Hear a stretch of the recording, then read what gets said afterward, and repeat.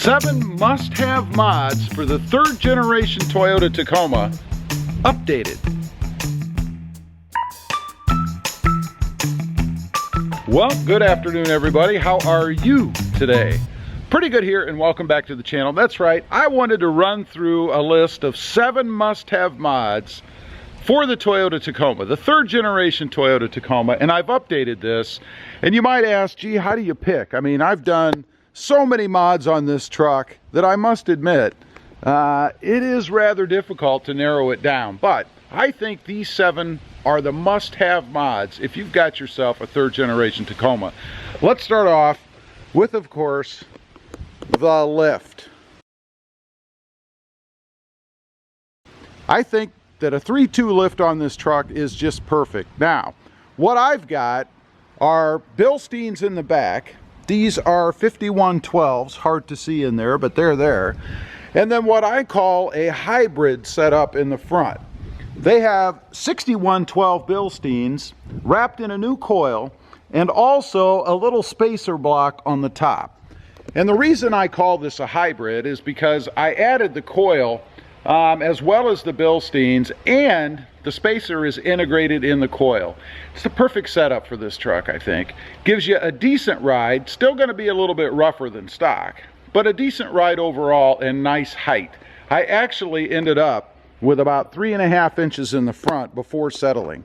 So I think by the time everything works its way out on this truck, or if I add a heavier bumper up in the front, it'll actually be level. And I think the stance on this truck is just awesome. Now, of course, if you're going to do a lift, you've got to do wheels and tires. You could keep the stock wheels, but if you're like me and you prefer a blacked out look, you got to change those too.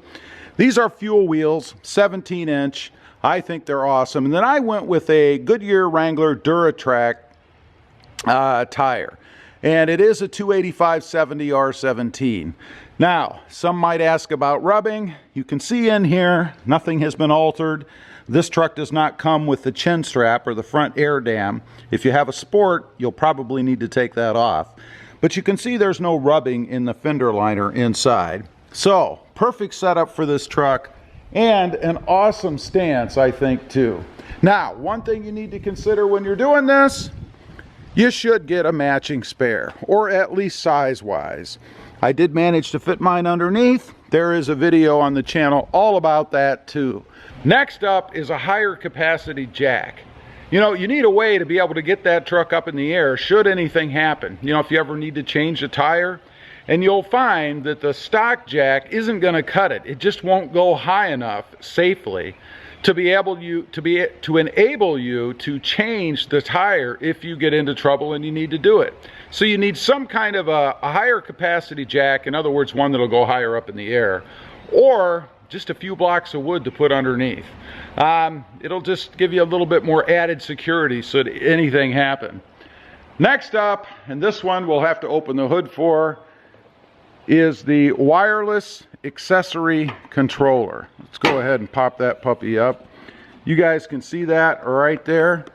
What this is, it enables you or gives you a point to put all of your aftermarket lighting accessories or any electronic accessory that you might have that is then able to be controlled wirelessly through a switch that's actually inside the truck. Show you that real quick in here. I'm actually just keeping mine right here for now, but you just flip a button and anything that you have attached to that will of course come on. Now, what I like about this is I don't have to do anything through the firewall, right? Everything is contained right here under the hood. All the wiring for any accessories. For me at the moment, they are these Raptor style lights, as well as the LED light bar that I have down there. Just a fantastic way, and a simple way, to be able to connect accessories to your truck, electronic accessories, without having to do a bunch of crazy wiring and any of that. Everything plugs right in to a provided wiring harness to this unit. Just a perfect setup, I think. Next up, and this one you really don't need to say much about, is the window tint. I mean, the Tacoma looks awesome with a window tint anyway. So do most vehicles, in my opinion. The benefits, obviously, cuts down on the glare of the sun and protects the interior a bit from bleaching. Also, it'll keep the interior a little bit warmer should you live in a climate like I do, or in the summertime when it gets really hot outside. Next up, let's go around here to the back, is the bed mat. You know, if you have or have had a Toyota Tacoma, then you know that the composite bed, which is the bed, is just a plastic composite material. And it is very, very slippery under there. Anything that you sit in the bed of the Tacoma is going to fly around all over the place. A rubber mat, which you can get them actually at Tractor Supply, cut it out yourself. I did that on my Gladiator over there. Or you can buy the pre-cut Tacoma Toyota style like I have in this truck. These things are fantastic. You put things in here and they stick like glue. I love it. It's awesome. Next up, and this is number 7. Today, everybody has electronic devices, right? Whether it's an iPad, an iPhone, some sort of GPS, a CB, you name it. We've all got all kinds of stuff. But the question becomes, how do you secure it? Where do you put it inside the cab, right? Well, I discovered a while back the dash multi-mount system. This thing is awesome. Right now it's being used as a mask holder, as you can see. But what it's for, and there are all kinds of different accessories and fixtures you can put on this. I prefer the magnetic kind. It enables you to secure anything that you've got a magnetic plate on the back, like my cell phone right here, just like that. And it is sturdy. This isn't going anywhere. You know, there's a lot of people that have asked me how it would do off-roading. I would say unless you're doing some really severe off-roading, this thing isn't going to go anywhere. I would be comfortable putting my phone on here and just leaving it sit. It's a strong magnet, and it works really well. You'll notice I have 2 in here. The other one can be used either for a passenger, if they happen to have, you know, a plate on the back of their phone, or to film, which is what I do. That enables me to shoot video out of the front of the truck without having obstacles in the way that I have it all set up. Easy to install. There is a little bit of drilling. You do have to connect this plate back here, and it does screw in, but not a big deal. Once you have that done, you can see right here, you can't even see that plate. It's hidden. So if I was to remove these 2 fixtures or accessories I have, you'd never know it's there.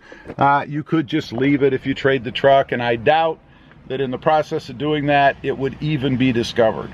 So anyway, those are the 7 must-have mods for the 3rd generation Tacoma, updated in my case. I know I've done some videos like this before, but as I add things to the truck, my preferences change, I guess, and I discover things that become more important than some of the others. These are the minimum must-have mods that I think every 3rd generation Toyota Tacoma owner should have.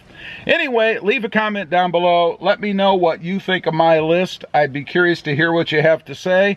Also, if you haven't before and you're interested, check out my other channel. It is RobMotive JT, all about my 2020 Jeep Gladiator back here. Don't forget to click that notification bell so that you don't miss out on any upcoming videos. And do me a favor, smash that subscribe button on the way out. Thanks for watching. Stay safe out there. Bye.